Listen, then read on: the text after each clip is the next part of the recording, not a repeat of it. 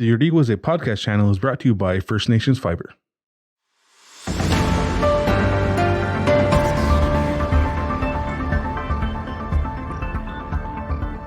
Segozo Ogwego, and welcome to the Iorì Wase Front Page podcast. In this episode, we talk to MCK Chief Alan John Rice and Kateri Memorial Hospital Center Executive Director Lisa Westaway, and we discussed Quebec government's proposed Bill 96 and the potential impacts that this bill could have on the community. Have you ever been gaming or working online classes and your internet service constantly gets interrupted? First Nations Fiber is about to ensure that just won't happen again. Get ready for high speed at a new level. Click on fnfiber.com and sign up today. First Nations Fiber, empowering people through connectivity. Thank you, AJ, for joining us on today's podcast. The topic of discussion is Quebec's proposed Bill 96. You know, we all know that this is a very difficult piece of legislation for community Kahnawake and for all English speakers in the province of Quebec. Can we talk about, I guess, a little bit about what the MCK's reaction to this bill has been? Sure. First, thanks for having me, Greg. So Bill 96 is a far-reaching piece of legislation. A lot of time, from what we've seen, is it's kind of been sold as an education bill, that it's only going to affect education, and the way the CAC has been selling it as if it's going to, only increase French courses for post-secondary education. Through political analysis and really just reading the bill, you could see that it's going much farther than that. It has the ability to reach into private businesses, the medical field, areas that really shouldn't be touched because of human rights issues. So MCK, when it first came about, it was brought. We'd been monitoring it.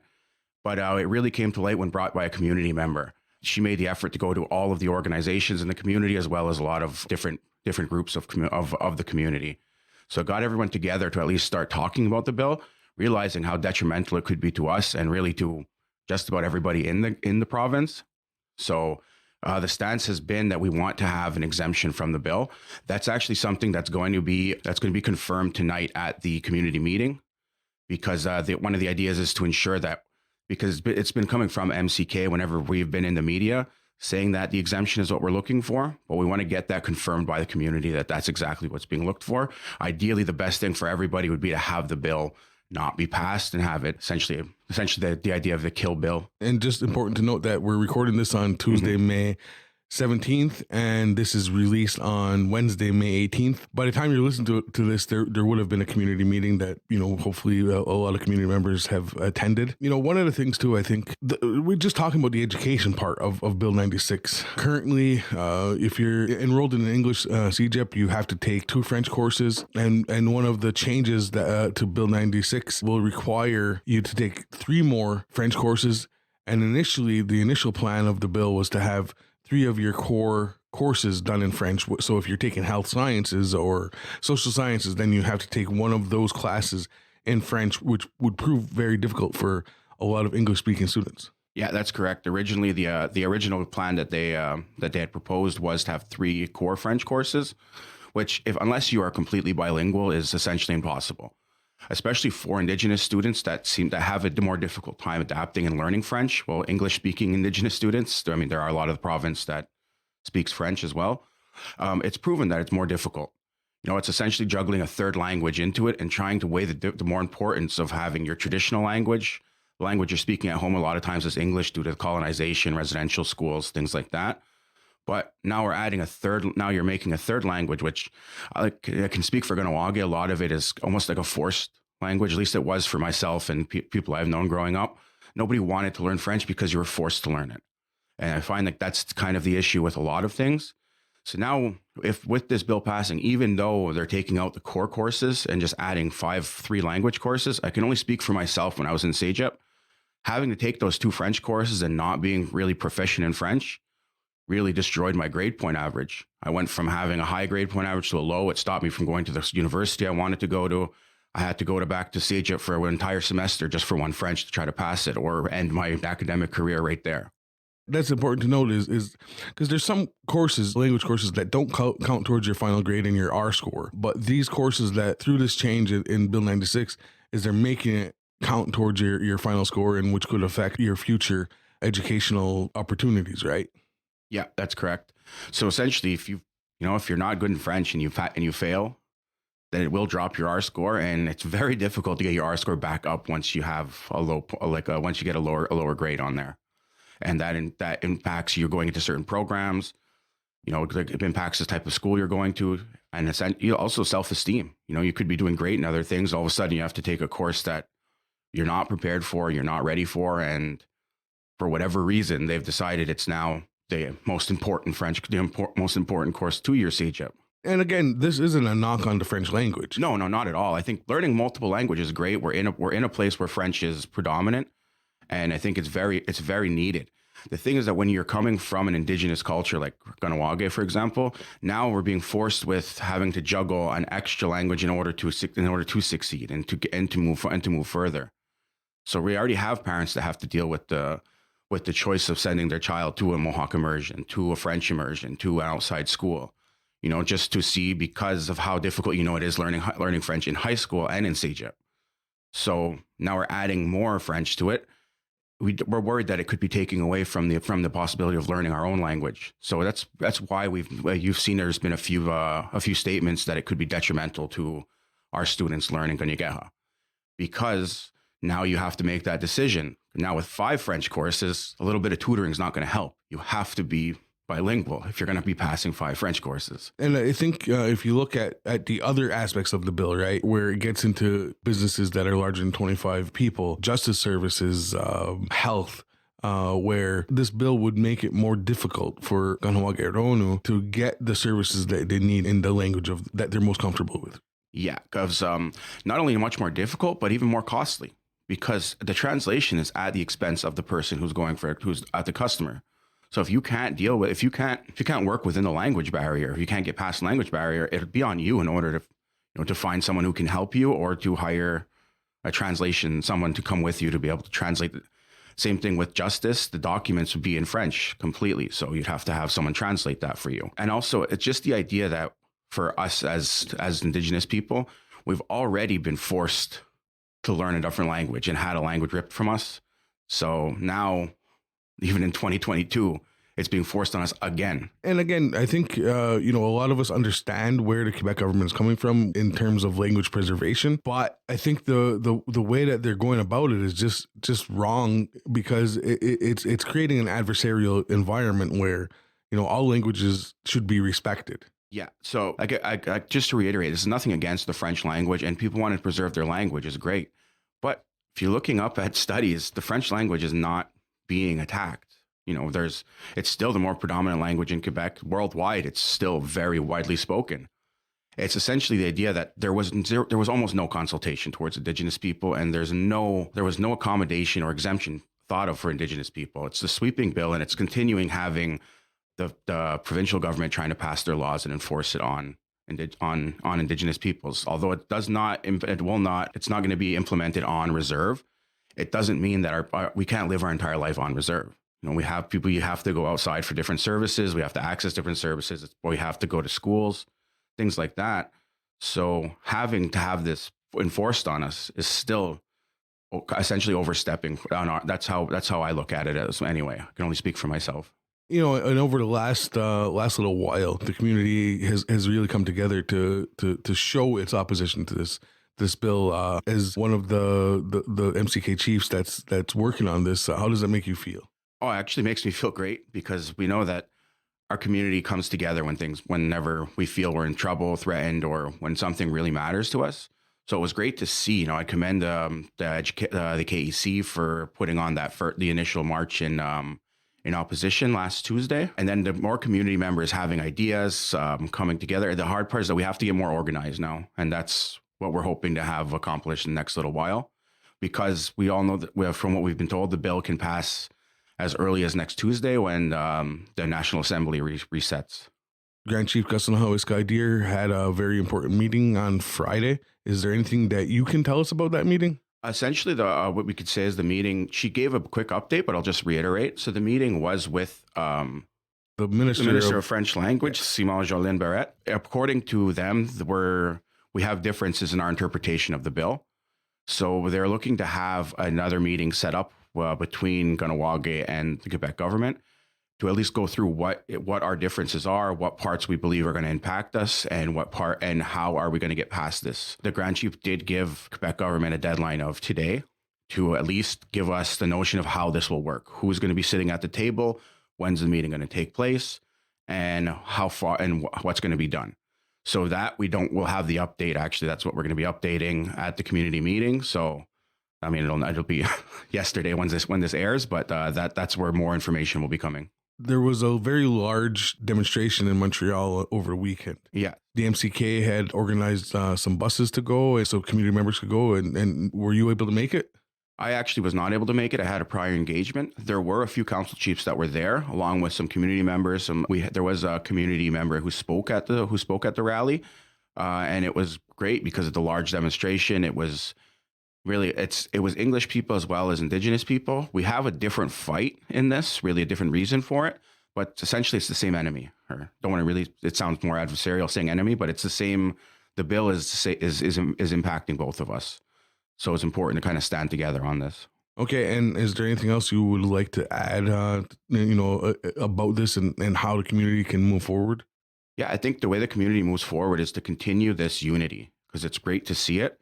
And the more things we can be unified on, the better. Presenting the united front is always going to be the best thing for us. Essentially, just to thank everybody for coming out and taking the time. I know everybody's busy right now. Everybody's overworked, so really taking that extra time after hours or weekends to put the effort into fighting this bill, or at least understanding how we can move forward in the bill.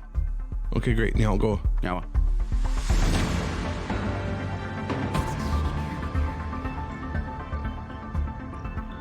And we're going to welcome Kateri Memorial Hospital Center Executive Director Lisa Westaway to the podcast today, and talking a little bit about how Bill 96 is going to, or could potentially affect the KMHC once the bill is passed and into the future.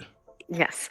Hi. Thank you for having me. Yeah, thank you for making some time. The KMHC put out a press release late last week about some of the potential impacts that this bill could have on the community. Yes, we felt it was important for community to be aware of the health impacts on KMHC specifically, or on access to healthcare in the public system. And that's why we put the release out, so that people would be sensitized to the impacts of Bill 96. KMHC is really in a unique position in the community because you guys get a lot of funding from the provincial government. Yes, we do.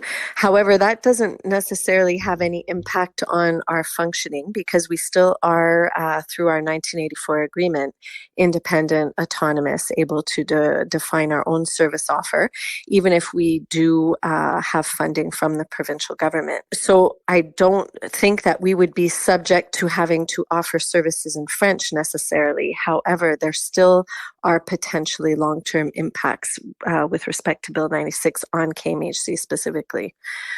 So, for example, because there are limiting, because access to English language schools will be limited, so a limited number of people will have access, it means that it creates further obstacles for our community. And being a community hospital, our primary goal is to hire from the community. So less people accessing English language schools means less people graduating, means less people in health professions, which usually requires further higher education, and therefore less ability to hire our own community members to take care of our own community.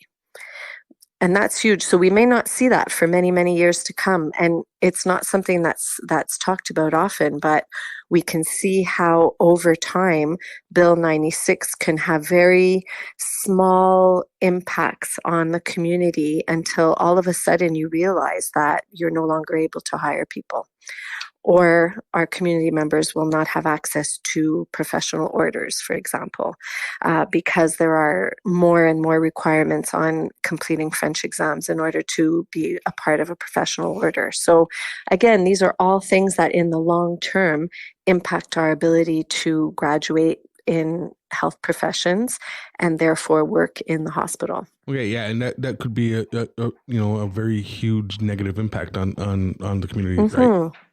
Well, right now, about 76% of our employees are from the community. This is a bit lower than what we would want it to be. We have we hover between 75 and 80%.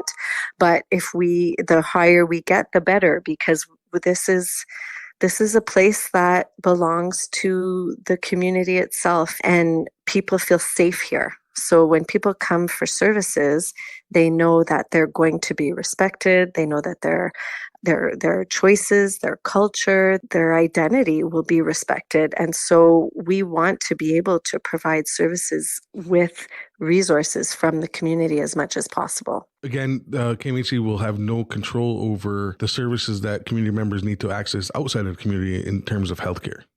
Yes, that's right. Now, we're starting to hear word that there are exceptions for access to healthcare in the English language, but we don't really see that clearly in the bill. So until the government explains what those exceptions are, we don't fully understand them. So for right now, as per my knowledge up to this point regarding Bill 96, what we see is that, well, first of all, and this is a personal opinion, I believe that the bill creates division, animosity, frustration between Anglophones and Francophones. And I do believe that it will further enhance discrimination that First Nation populations have experienced for years and years and years in the public system. So that lack of cultural sensitivity, the discrimination, and the fear that our community has oftentimes in accessing the services in the public sector will be exacerbated by this bill. That's a personal belief, but again, the lack of access to English education, the further obstacles that people will have in graduating means that there'll be less Anglophone workers in the public system as well. So even if there were exceptions, for example, to our community being able to access care in English. Even if they were technically able to, the bill would limit people's ability to speak English in the system. And therefore, even if you could ask for an English psychiatrist, for example, it doesn't mean that you will get one. And it doesn't mean that one will be available and able to treat you in that language. And the less you have access to services in a language that you understand, well, then the less comfortable you are in accessing care, in requesting information, the less you're likely to understand your medical follow-ups, for example. And this will, over time, have a huge impact on health outcomes for our community. So I feel, and we feel in analyzing this bill, that health outcomes over time will decrease for First Nations communities, for our community. And this is huge because we already see a lot of inequities in access to healthcare that's similar to the rest of the population. And our health outcomes are already, we're much worse off than the Quebec population. So I'll give you an example. Our diabetes rates are 2.5 times higher. Those people who are diabetic are more likely to have unstable diabetes than those in the Quebec population. Our chronic illness rates, our heart conditions, our rates of obesity and of mental illness, they all rate higher for First Nation populations than in the Quebec population. And this bill will only serve to make those outcomes even worse, actually, because of the lack of access, the lack of, I guess, the fear that it causes, and the lack of trust that it will create in the health system in general. And there's already a lack of trust within the healthcare system by Indigenous people in Quebec. I mean, we just have to look back to 2020 with the Joyce Echaquan instance in Joliet. Exactly. And that is a form of discrimination that we believe Bill 96 will exacerbate. It's the perfect example of what I was explaining earlier, where this type of a bill, in a sense, it just excludes the importance of any other language or culture. And that I know that may not be the meaning behind the implementation of the bill. I don't think that the goal is to exclude other languages. I understand the goal is to protect the French language, but I think that the secondary impacts of this bill are going to be much more far-reaching than the government has analyzed. And I think that they need to do that analysis. It's extremely important to ensure equitable access to healthcare for all of the population. And it's only going to impact us further in the future. And that's the other thing, is that when, if we just look to the end of our nose, basically, like to tomorrow, will this bill have an impact? Well, critics can maybe argue that there's no direct impact to First Nation populations. But if you really look long term, I believe that over time there will be incremental impacts, that all of a sudden we're going to have we're going to have these health outcomes that are going to be analyzed, and you're going to be kind of scratching your head and say, well, how did this happen? Where did it come from? Well, Bill 96 will have had a huge impact, I believe, in the future. Okay, great. Y'all go. Thank you. Yeah, thank you very much. Y'all go, everybody, for listening. Our other podcasts, like Meatheads and The Beating Table, can be found on Apple Podcasts, Google Podcasts, and Spotify.